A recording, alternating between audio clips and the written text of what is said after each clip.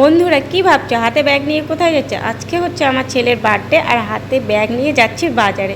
বাজার তো করতে হবে, সেরকম কিছুই করব না, বাড়িতে সবাই মিলে একটু আনন্দ করব, একটা কেক কাটবো আর সবাই মিলে আনন্দ করে একটু খাওয়া দাওয়া করবো, এটাই আর কি। তো দেখো আমার ভাস্তে আগে আগে ব্যাগ নিয়ে যাচ্ছে, ওর নাকি বাজারের ব্যাগ বইতে খুব ভালো লাগে বলছি, যেন আবার পিছন দিকে তাকিয়ে হাসছে। তো দেখো সকাল থেকে ও প্রচুর এক্সাইটেড, মানে কখন বার্থডে হবে, কি করবে না করবে ওরই মানে বেশি উৎসাহ। যার বার্থডে তার তো একটুকু মানে ওই দিক দিয়ে ধ্যান জ্ঞান নেই। তো এই যে চলে আসছি বাজারে, আর এই যে বাজারে এসে প্রথমে নিয়ে নিলাম টমেটো, কারণ টমেটোটা লাগবেই সেই জন্য।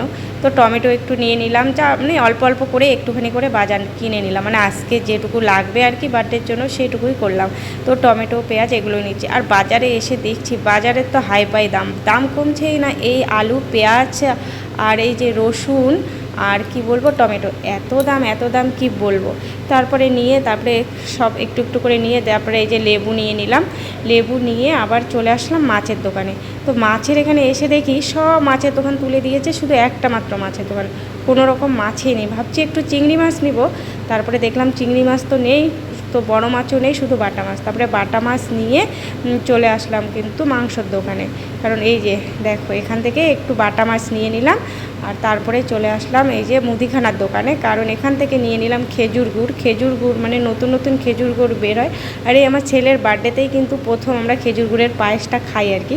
তারপরে দেখো এখান থেকে চলে আসলাম সোজা মাংসর দোকানে। তারপরে মাংসর দোকানে মাংস নিয়ে চলে আসলাম আমার ভাস্তি ফুচকা খাবে বলে। তারপরে ওকে বললাম কী খাবি, ও কিচ্ছু খাবে না। তারপরে বললাম ফুচকা খাবি, তারপরে বললো ঠিক আছে খাবো। তারপরে ও আবার আমাকেও দুটো ফুচকা খাইয়ে দিল, আমি বললাম খাবো না, জোর করে খাইয়ে দিল, কারণ মেয়েরা একটু এরকমই হয়। তো দেখো তারপরে চলে আসলাম বাজারঘাট করে এই কেকের দোকানে আর কি যাবো আর কি, বাজারঘাট করে। তারপরে এই যে কেকের দোকানে কেকটা অর্ডার দিয়ে আসলাম, মানে ছোট্ট একটা কেক, বেশি বড় কেক কি করব, যেহেতু কাউকে বলবোই না। তারপরে চলে আসলাম এই যে মিষ্টির দোকানে মিষ্টি কিনতে না, সকালবেলা মিষ্টি নিয়ে গিয়েছি মানে ঠাকুরকে দেওয়ার জন্য। এখন আর কি ওখানে পনির নিলাম একটুখানি, যেহেতু বাবা নিরামিষ খায়, তার জন্য পনির নিয়ে সোজা চলে গেলাম বাড়িতে। তার বাড়িতে গিয়ে এই যে রান্নাবাড়ি করছি আর কি।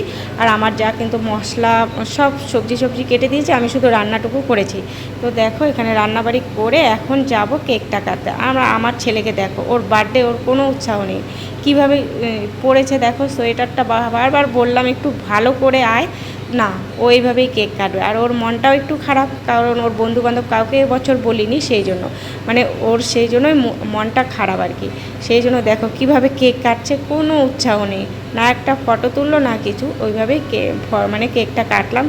যাই হোক, সবাই ভালো থেকো, সুস্থ থেকো, আর আমার ছেলের জন্য অনেক অনেক